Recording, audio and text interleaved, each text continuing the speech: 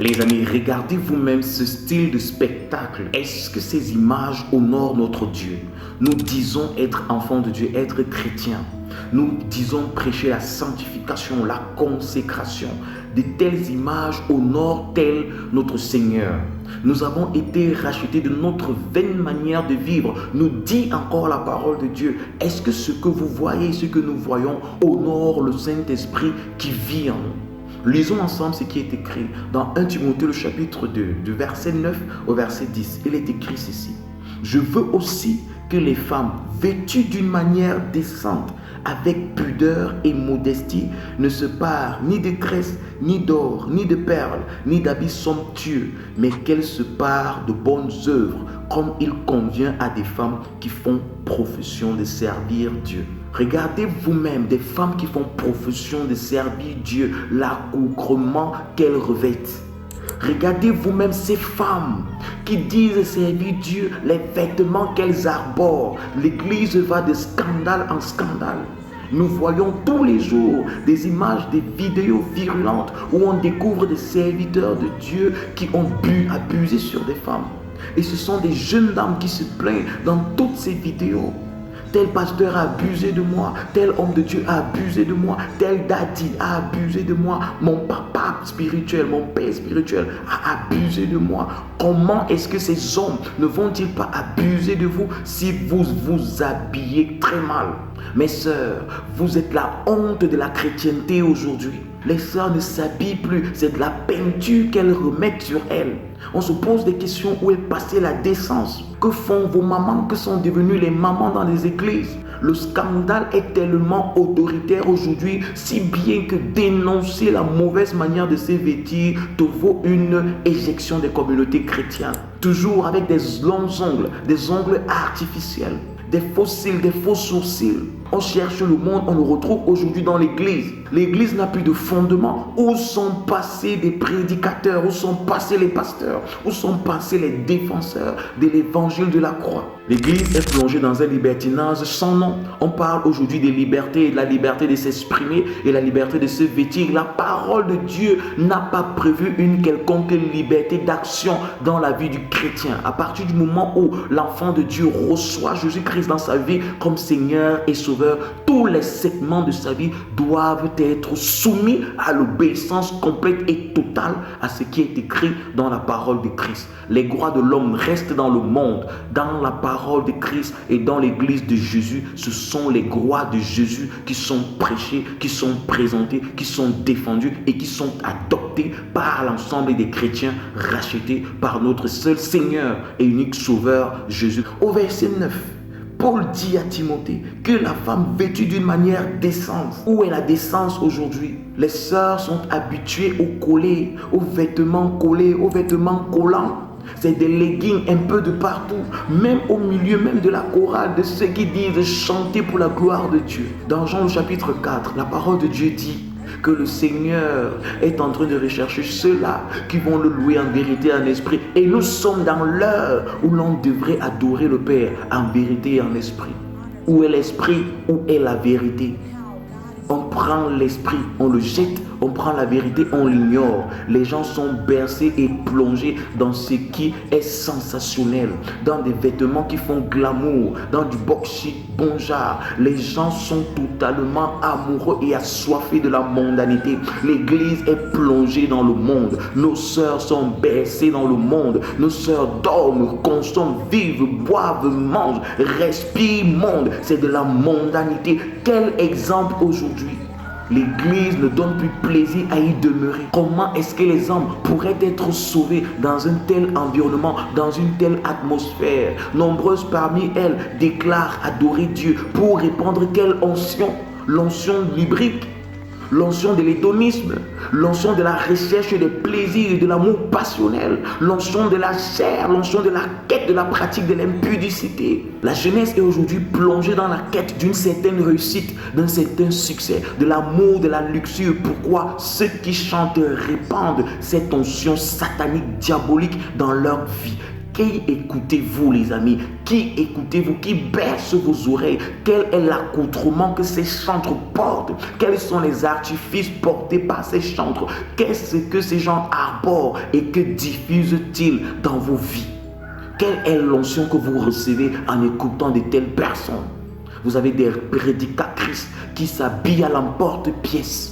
Vous avez des chantres dites de l'Éternel qui portent du n'importe quoi pour se tenir au milieu des hommes. C'est une honte. Vous devriez vous cacher. Vous devriez vous taire. Chantres de l'Éternel, j'ai envie de dire chantres de Satan, chantres du monde, pasteurs sataniques, prophétesses de Satan. Vous devriez vous taire. Cachez-vous. Sortez des communautés chrétiennes. Allez vous cacher. Allez vous revêtir. Allez vous habiller. Allez soigner votre vêtement. Le Saint-Esprit n'est pas passé dans cette case dans votre vie. Abandonnez l'église, jetez vos Bibles, allez pleurer, allez vous repentir.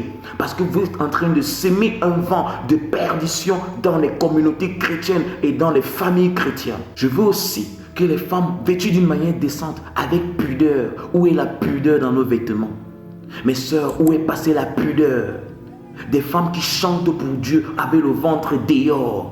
Des femmes qui chantent pour Dieu, tout le postérieur est mis à nu. On voit jusqu'aux crasses de string, des sous-vêtements, on les voit. Où est passée la sanctification sur le port de nos vêtements? Où est passée la pudeur? Où est passée la pureté? Nous avons aujourd'hui des enfants de Dieu non innocentes. Il n'y a plus d'innocence au milieu du peuple de Dieu. C'est comme si on est parti à la chasse aux sorcières dans nos communautés. On a horreur de l'innocence. Lorsqu'une fille, une chrétienne est innocente, c'est la prédicatrice, c'est la prophétesse qui vient lui dire qu'elle est démodée, qu'elle n'est pas à la mode. Il faudrait qu'elle se mette en valeur avec des piercings, avec des boucles sur les narines, avec 50 boucles à l'oreille, avec des tatouages un peu de partout, avec des poitrines refaites. On se dit enfant de Dieu. Prophétesse, sortez des églises. Prophétesse, sortez de l'église. Prophétesse, sortez de l'église. Allez naître de nouveau. Où est passée la pudeur dans votre style vestimentaire? Où est passée la pudeur? Paul dit à Timothée que la femme soit revêtue avec pudeur, avec modestie. Où est passée la modestie? Il n'y a plus de modestie. Les sœurs ont sacrifié la modestie sur la croix de la mode. Il n'y a plus de modestie. Il faudrait toujours revêtir des vêtements flashy, surbrillance pour éclabousser les gens qui vont vous regarder. Les sœurs aiment être à la mode, c'est le paraître et non l'être dans le style vestimentaire, dans les accoutrements. La modestie est morte.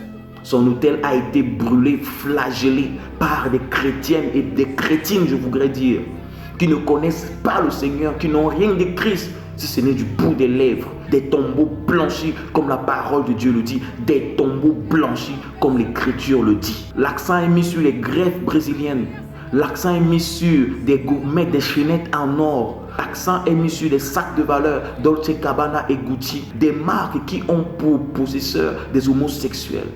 C'est vers ça que tend l'Église aujourd'hui, une Église qui vit au rythme de la mode. C'est cela que nous prêchons et que nous promouvons aujourd'hui. Une église où les femmes aiment revêtir des perles. Une église où les femmes n'aiment que des choses somptueuses. Vient bientôt l'heure où sera prôné en communauté chrétienne le nudisme. Où les frères et les sœurs se mettront nus, prêchant nus pour présenter quel Jésus? Le Jésus de la nudité, le Jésus de la concupiscence, le Jésus de l'ébriété sexuelle. C'est vers ça que nous tendons. Nous sommes dans l'impudicité, nous fumons, mangeons, buvons, consommons l'impudicité dans les communautés chrétiennes. Une impudicité qui a d'abord pour figure de proue ceux-là qui disent avoir fait pour profession le service du Seigneur Jésus. Lorsque l'apôtre Paul a interdit à la femme de prêcher, de nombreuses personnes se posent par la question de savoir qu'est-ce que Paul a vu, qu'est-ce que Paul a vu, qu'est-ce que Paul a vu. L'apôtre Paul cite de nombreuses femmes dans les Écritures. Il reconnaît en eux la foi, il reconnaît en eux le caractère de Christ. La place de la femme se trouve dans l'obéissance. La place de la femme se trouve dans la quête de la vérité. La place de la femme se trouve dans l'étude de la parole de Dieu, dans la soumission et l'obéissance à cette parole de Dieu, et non pas dans l'exubérance, dans des tendances mièvres, des tendances qui visent à renverser l'autorité de Christ dans des communautés chrétiennes. Femme, tais-toi, ferme ta bouche de séduction qui ne répand que la séduction et la mort spirituelle. Taisez-vous ces femmes qui prêchent la mort et la séduction. Taisez-vous ces femmes qui prêchent et diffusent l'esprit de séduction et d'impudicité dans les communautés chrétiennes. Les amis, où est Jésus dans toutes ces choses? Où est passé Jésus-Christ dans toutes ces pratiques? Où est la sainteté? Où est passée la pureté? Où est passée la sanctification? Où est passée la piété? Où est passée la décence? Nous les avons jetés, nous les avons sacrifiés. Les amis, nous avons laissé Satan parler dans l'église et regarder ce qu'il propose dans les églises. Ne voyez-vous pas ce qui se passe? Est-ce que c'est un spectacle qui est beau à voir? Est-ce que ce sont des choses qui nous font aimer nous retrouver dans des communautés chrétiennes?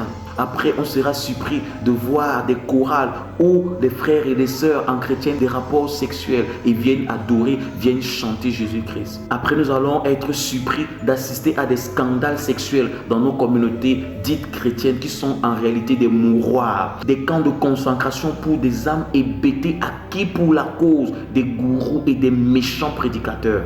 Sortez du milieu d'eux. La parole de Dieu demande de sortir du milieu de ces hommes. Revenons aux bases, revenons à la vérité. Et la vérité, comme vous le savez, se trouve dans la parole de Christ. Allez-y, lisez la parole, mettons-la en pratique et nous allons vivre la liberté tant prédite par la parole de Christ. Là où se trouve l'Esprit de Dieu, là également se trouve la liberté à l'obéissance de la parole de Christ. Mes frères, revenons à l'essentiel, revenons à la parole de Dieu. Chrétiens mondains, libérez l'Église. Chrétiens mondains, libérez l'Église. Chrétiens païens, libérez l'Église. Chrétiens crétins, libérez l'Église. Nous avons besoin des enfants de Dieu et uniquement des rachetés de Christ. Que le Seigneur prenne soin de vous. Shalom.